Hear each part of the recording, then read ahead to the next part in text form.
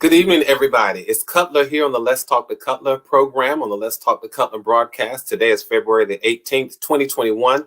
I'm so thankful that you're here with me, that you're sharing this space, you're sharing this time. So do me a favor, tell a friend that Cutler is on the air. Make sure you share this broadcast. If you haven't done so yet, please make sure that you subscribe to this channel. I want to ask you this. Do you believe in yourself? That's what we're going to talk about tonight. Do you believe in yourself? Do you really believe in yourself? Do you believe that you have the capacity to command your day? And as you are commanding your day, do you value what you bring to the earth? Do you value what you give into the lives of other people? We're going to talk about this tonight here on the Let's Talk to Cutler broadcast. We're going to talk about that and so much more right after this.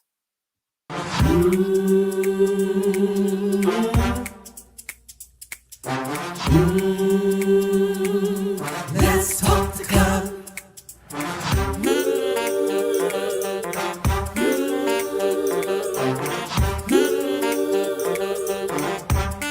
One more thing, like, subscribe and share. Come on, let's talk to God. Woo!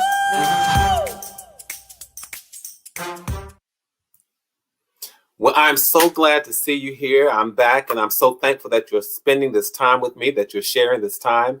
This is the Let's Talk to Cutler broadcast. And if you have not done so, please make sure that you subscribe. Please make sure that you click a thumbs up on the conversation. Please make sure that you share this channel. We are here every Tuesday and Thursday at 8 o'clock in a live format, in a live session. And I'm so thankful for those of you who have consistently joined me. And for those of you who are going to view and watch for the first time, let me say thank you. We're here talking every Tuesday and Thursday. My goal is to make sure that we are better people and that we present ourselves as a better person tomorrow than we did yesterday. I'm so thankful that you've decided to share this time in this space because every Tuesday and Thursday, we are reading and we're sharing quotes from this book right here, Billboards to Better, 366 Daily Sources of Motivation and Inspiration Along the Highway of Life. If you don't have this book, you can go on over to Amazon.com and get it. Or if you'd like, you can just simply go directly to my website, www.gbcutler. That's www.gbcutler and pick up this book. This is book number 7 for me, and I'm thankful for this book. I'm thankful that so many of you have gotten the book. Do me a favor, come on over in the broadcast, come on over in the chat room, let's chat. I want to shout out our LTTC VIPs for the evening. And they are T. Cutler, so glad to have you along for the ride this evening. Jackie Cares RN, so thankful that you diligently joined. Ray Della Lewis, always my friend, glad to see you here on this program, on this broadcast. Those of you who are watching, come on in, say hi, let's start chatting, because my goal is that we are riding along the highway of life together. So I think what I might start doing, you all, is just calling us all passengers. How about that? If we're driving and riding along the highway of life on our way to some place that's called better, we're reading the different billboards along the highway and we're applying those billboards to our life. Some apply to us and maybe some don't. But how about if we just start calling each other fellow passengers? How about that? So just say hi as you're in the chat room. Say hello to your fellow passengers who are along the highway of life along with us. You all know my goal is to make sure that we become the most crowded car on this highway, so crowded to the point that we create a caravan of people who are trying to become better. So do me a favor, speak to your fellow passengers who are in the chat room. Make sure if you haven't done so, that you click on the thumbs up button to show me that you are encouraged, because it encourages me. It also says to YouTube that you like the content that we are presenting and that we're sharing and that we're talking about. If you haven't done so, please make sure that you share this, that you subscribe. I'm so thankful because you all know I'm only here for 1,800 seconds. Every Tuesday and Thursday, I'm just here for 1,800 seconds. And my goal is to make sure that every second is significant, every moment matters, and every minute is meaningful. I'm so glad to see so many of you every Tuesday and Thursday. So Thursdays, we read our quotes from Wednesday, Thursday, and Friday. Of course, on Tuesday, we read the quotes from Sunday, Monday, and Tuesday. Saturday, the quote is all day your way. Take the quote, do with it what you want to do. Maybe you want to use it as a source of a meditation. Maybe you want to use it as a conversation starter. But whatever the case may be, go ahead and use it. I'm so glad to see my longtime friend, Sharon Curtis. You all do me a favor. Show Sharon some love in the chat room. All right. So make sure you say hi to fellow passenger, Sharon Curtis. Good to see you this evening. I'm going to go ahead and get started with our quotes because we got a whole lot to say and a little time to say it in. So whether you're sharing with me, whether you're sharing your living room, your bedroom, your front porch, your back porch, whatever it is, I'm thankful and I'm humbled that you decided to share this time and this space with me. So let me not waste your time. Let's go on to our quote for February 17th. And the quote says, when you wake up, decide right then and there that you are going to have a good day. Make a decision to be happy. The latter part of that says, make a decision to be happy. How many of you all know that you really can make a decision to be happy? Because this quote is about being deliberate. It's about being conscientious, and it's about being intentional as it pertains to your day and your life. It's about making the choice to be happy. It's about choosing to be hopeful as you pursue your day. It's about reminding us that we play an active role in how our day and even our lives will unfold. This quote, you all, is a reminder not just about the power of positive thinking, not just that, but it's about the power of choosing life and death based on what we say and how we live out the words that come out of our mouths. That's what it's all about. This is a reminder that when you wake up in the morning, you don't wake up to stumble, but you wake up to stand. We don't wake up to stumble, but we wake up to stand, you all. And for goodness sakes, make sure that you stand strong and that you stand sure, knowing that this day is a gift to you. That's what it is. This day is a gift to you. And catch this. Don't forget that just as much as this day is a gift to you, you are a gift to this day. You have an opportunity each day, you all, to offer the world something that they would not have if you weren't in it. I want you to appreciate the value of who you are, the value of what you possess, and the value of the gift that you present to the earth, you all. Each day you have the opportunity to offer the world something that they would not have if you weren't in it. You get a chance each day to decide what you're going to give and what you're going to withhold, what you're going to receive and what you're going to reject. You have a chance each day to decide what you're going to ignore and what you're going to acknowledge. What you might ignore and what you might dismiss. What you're going to entertain and what you're going to pay no attention to. You get to decide each day who comes in and whose invitation you're going to reject and revoke. Right? Every day, every single day, you all, is about making decisions. You get to make the decision as to whether or not you're going to be happy. You really do. You get to decide whether it's going to be a good day or not, whether it's going to be a bad day. Nobody else gets to determine how your day is going to unfold or whether your day is going to be good. I said it somewhere else in this book, and I'm not sure which quote it is, but I'm just going to say it now. You get the determination. You get to decide whether your day is going to be good.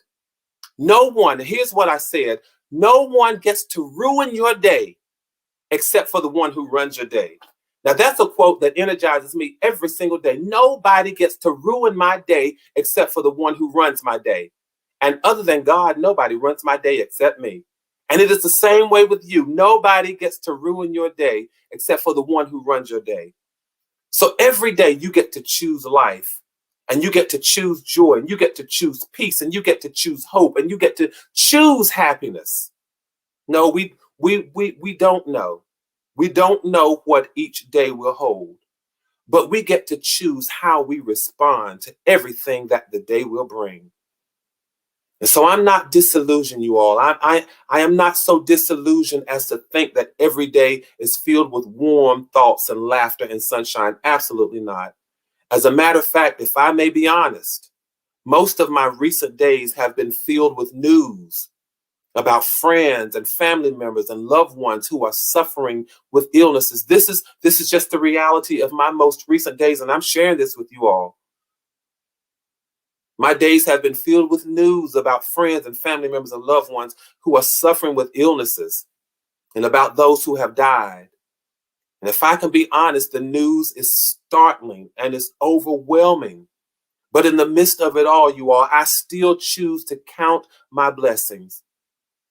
Sometimes all I get to is one. But that one, and I don't get to one only because I don't have any others, but I get to one because that one is enough to get me through. Sometimes the only blessing that I get to is the fact that I still have peace of mind and that I'm still in my right mind.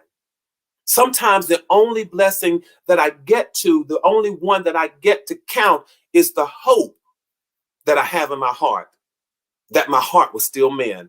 I'm not saying that my day doesn't have more blessings than that, but sometimes I'm saying I only need to get to the one blessing to get me through. So I'm telling you all, I'm suggesting that when you get up in the morning, get up in hope, get up in thankfulness, and get up in the happiness that you will still get a chance to be a part of this wonderful thing that we call life, and this wonderful thing that we call humanity, and this wonderful thing that we call creation. Get up thankful and make the decision that you are going to be the best possible you that this day could ever see. Learn how to smile and be happy, not because you have to, but because you want to. Simply because you want to. When you wake up, decide right then and there that you're going to have a good day. The quote says, make a decision to be happy. Of course, that's our quote for February 17th. You all know we got two more. I got 1,800 seconds with you, so I'm just going to move on. But again, we're reading from this book, Billboards to Better. If you don't have it, go on over to Amazon.com and get it. Go to my website, www.gbcutler.com, and get it. I'm so thankful to see all of you. If you haven't done so, please make sure that you like, comment, and subscribe to my channel. But let's talk it up. Let's talk it up here in the chat. How many of you are making the decision, or at least now you're inspired to make the decision each day to wake up, not to stumble, but to stand, and to wake up in thankfulness? And you're going to wake up and make the decision right then and there. When you wake up, make the decision. I'm going to be happy today. I'm going to be happy. And I've got enough blessings in my arsenal for that day that even if I don't get to count them all, I'll count enough of them to get me through the day. Because we don't have a chance to count our blessings every single day, because we'll be counting all day long. All right, let's go into our quote for February 18th. February 18th. I love the comments. You all are saying, yes, I am. I'm going to wake up happy every single day. I'm going to wake up and make the choice to be happy. Our quote for February 18th. February 18th says, the brevity or the briefness, the short amount of time, the brevity of people's presence in your life doesn't lessen the impact that God intended them to have. So no matter how short or how brief a person's tenure in your life is, that does not reduce the impact that God intended for them to have. This particular quote is a reminder that we should never disregard people or the impact that they have in our lives just because they weren't there for a long time. Nor should we discard them or discard our memories for them just because they couldn't be there as long as we wanted them to be. Sometimes people are not in our lives as long as we want them to be. And no, this is not about everybody necessarily dying. Some people make a decision, or life makes the decision for them not to be a part of our lives anymore. But we don't have the right to discard the memories or the impact that they made on our lives. I know we can sometimes have attachment, detachment, or abandonment issues. I know that. But many times, you all, people are in our lives just as long as God intended them to be. That's a bitter pill for some of us to swallow. And we don't have to sever ties, and we don't have to burn bridges just because people choose to leave our immediate circle of communication, or our immediate circle, our immediate sphere of influence. We don't have to be upset about that. Learn how to give people a license to leave. Learn how to give them the green light to go. Learn how to give them what I call the blessings to be gone. But learn how to count the blessings of when they were present. Learn how to be thankful for the positive contributions that they made. Learn how to celebrate the beautiful memories that they created. And again, you all, I'm not just talking about people who die and go on, but I'm talking about people who live and move on. Sometimes people just grow apart. They just grow apart. But that does not mean that you have to fall out. Just because people grow apart, it doesn't mean that your relationships, that you have to fall out with them. Even you all, even when relationships come to an end, we have to learn how to end them on a peaceful note. Learn to be a more peaceful person. When relationships come to an end, we have to learn how to end them on a peaceful note. There's a story in the Bible of this old man who he tricked this younger man into marrying one of his daughters. And it wasn't the daughter that the younger man wanted to marry. So then after the young man, he worked for, this is back in the day when you could have, in that culture, they had more than one wife. And so then the young man, he worked so that he could gain in marriage the young woman that he wanted. He did that. Well, then he turned around and tricked the older man and obtained the best of the old man's cattle. Now, the old man tricked him first, then he tricked the young man. And then the young man decided, you know what? It's time to get up out of this camp. So he decided to leave, you all, but he couldn't leave fast enough whereby the older man didn't catch up with him. And they realized that they didn't see eye to eye. This young man was leaving town with the old man's daughters and the best cattle. But what did they do? Even though they were not on the best terms, they had a meal. And they simply said to each other, may the Lord watch between me and thee while we are absent one from another. Now, if that story sounds familiar, by the way, you all, it's a story about Jacob and his uncle Laban. All right. So if you want to read it, go on over to Genesis somewhere. I forget, maybe 31, chapter 31 or 41, somewhere around that, and read it. It's a beautiful story, but it's about learning to be at peace when relationships come to an end. And when people leave your life, learn to give thanks for what people brought into your life when they brought it. Learn how to do that. One of the greatest influences, you all, that I've had in my life came from one of my undergraduate professors. And he was my professor for only 4 months. 4 months. But one of the greatest influencers of my life. 4 months. And because of him and his influence, I ended up going to law school and graduated. Because of him and his influence, I ended up teaching at Howard University for over 14 years. 4 months. I was a student. Yet I ended up in law school. I ended up teaching at Howard University for over 14 years. 2 other great influences in my life. They were only there for 2 years each. But because of them, I've written 7 books and on my way to over 100 poems. I'm telling you all, appreciate even the brevity of people's presence in your life. Learn to appreciate it. Don't despise the brevity or the briefness of a person's presence in your life. You all, I've come to accept the notion that angels don't stay among us always. Angels don't stay among us always. And some of us may never see angels in our future. Why? Because we couldn't appreciate the ones who were in our past. I just said something there. You all, I'm trying to help save your lives. Some of us will never see angels in our future because we couldn't appreciate the angels who are a part of our past. I often think about those of us who want to cling to relationships and make them last.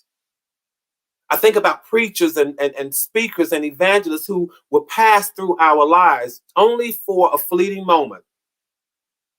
They may have an impact. All relationships were not made to last forever. And while we're dealing with abandonment issues and detachment issues, you all, that should not prevent us from having appreciation issues. Let's learn to appreciate people. They may not be around a long time. Dr. Martin Luther King Jr. and Malcolm X were both only 39 years old when they died. But look at the impact of their short lives. President Kennedy was only 46 when he died. And yes, that's relatively young and that's a short life, but look at the impact of his short life. And if I can share this story, which is true, about someone that I had a chance to meet. Some years ago, I had the pleasure of meeting this older gentleman who had been diagnosed with Parkinson's disease when I met him. And he had lived through the prime of his life, you all. He had been on the world stage as a powerful preacher and a prolific pastor. And much of my quality time spent with him was in a nursing home. And I didn't get to spend many years with him. But the impact of his presence in my life is one that I will never forget. And I give thanks to God every single time he crosses my mind. I'm telling you all, the brevity of somebody's presence in your life does not diminish the impact that they should have had on your life. Everyone was not meant to be in our lives forever. I don't know why I'm harping on this, but I hope I'm helping somebody. Everyone was not meant to be in our lives forever. And we were not meant to be in everybody's life forever. But if we can learn to appreciate and to celebrate not only what we had, but who we had when we had them, this will be a much more peaceful world. You all, you're here chatting with Cutler here on the Let's Talk to Cutler channel. And of course, we are reading quotes and talking about these quotes, trying to become inspired and motivated, reading the billboards along the highway of life. We're quoting this book right here, Billboards to Better, 366 daily sources of motivation and inspiration along the highway of life. I hope you all are enjoying the conversation as much as I'm reading your comments. Yes, absolutely. Some people in our lives just for a season. And yes, I get it. It is a hard lesson, but it's true. And I hope that you all can appreciate the motivation, the push that comes behind this. This is one of those lessons, you all, that comes with a push because it can sometimes be a difficult pill to swallow that all relationships are not going to last. Now, I'm not a proponent of people who are undermining and cause relationships to crumble and diminish. I'm not a proponent of that at all. People who undermine the sanctity of relationships. No, I'm not supporting that. I'm not condoning that. But I'm saying to those of us who are on the receiving end of a relationship that has to break up, learn to receive it. It was good while it lasted. I'm thankful for the impact, for the positive contributions that you made in my life. I'll move on. May the Lord watch between me and thee while we're absent one from another, and keep right on going. All right, I got to get on to the next lesson. You all know we only do 3, and I don't have a lot of time left, y'all, because I'm only here for how long? 1,800 seconds. That's right. Let's go into our quote for February the 19th. February the 19th. It's good to see all of you passengers riding along with me on the highway of life. February the 19th, our quote says this. It says, make a decision to start believing God, even when you don't understand him. Make a decision to start believing God, even when you don't understand him. Don't insult God by disbelieving what he called you to be. You all, that's a whole lot packed in there. I got a whole lot to say. And I love what one of the passengers just wrote in the quote, as I refer to February 18th quote, says, some people are like leaves on a tree. They serve their purpose and then they fall off. I love that. I might have to quote you. I love that quote. All right. But as we look at February the 19th, make a decision to start believing God, even when you don't understand him. The quote says, don't insult God by disbelieving what he called you to believe, what he called you to be, rather. I often think, you all, about this story in the Bible where God told Abraham and Sarah that they were going to be parents when they were old. They laughed at God, and they found it hard to believe that together they would become parents. And this story is one that we sometimes chuckle at. As we think about the possibility of becoming parents nowadays at the age of 90 and 100 years old. I mean, we can barely fathom some people living that long. much less becoming parents, right? Somebody become a parent in 2021 at the age of 90, 100. Oh, no, we can't even fathom that. But when I consider the story of Abraham and Sarah and how they laughed at God, I think about how we sometimes disregard and we disbelieve that it's possible for us to be what he created us to be. I'm going somewhere with this quote tonight, you all, because I'm not necessarily talking about calling us into careers and into certain professions. No, that's not what I'm talking about. But I'm talking about things such as the ability simply to be a light. We are called to be lights. But because we don't believe it, we operate in darkness and we hide in the shadows. And we try to contradict our ability to be light. But I want to remind us, you all, that just because we contradict it, that doesn't mean that we cancel the calling. Just because we contradict it, that does not mean that we cancel the calling. I'm called to be light. I'm called to be light, whether I answer the call or not. That's what we're called to be. We're called to be. We're called to be the salt of the earth. We're called to be the thing that preserves life, the thing that adds flavor to the human experience, and the thing that is of value. But because we don't value who we are and we don't respect what we can be, we end up destroying rather than preserving life. And unfortunately, many times, you all, the life that we end up destroying is our own. But I want to remind us that we are called to sprinkle the flavor of hope and the flavor of peace and the flavor of joy throughout the earth. That's what salt does, you all. It sprinkles flavor, and we're called to sprinkle the flavor of hope, peace, love, and joy. Those things we're called to sprinkle in the earth. We're called to be an additive to help extend and preserve somebody else's life. Called to be the salt of the earth. But we don't always believe that we can be that. We're called to be peacemakers, and we're called to be torch bearers, and we're called to be love sharers. We have to believe in our ability to be.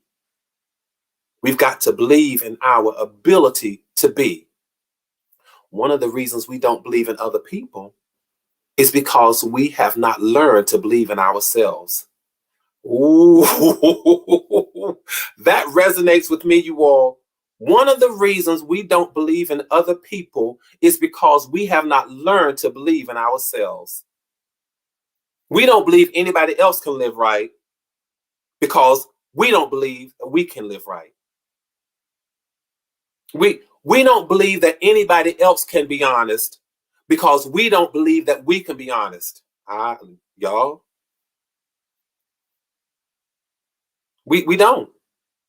We don't believe that anybody else can be committed because we don't believe that we can. We don't believe anybody else can treat people right because we don't believe that we can. I'm telling you all, stop insulting God by disbelieving about you what he himself believes in you. All right?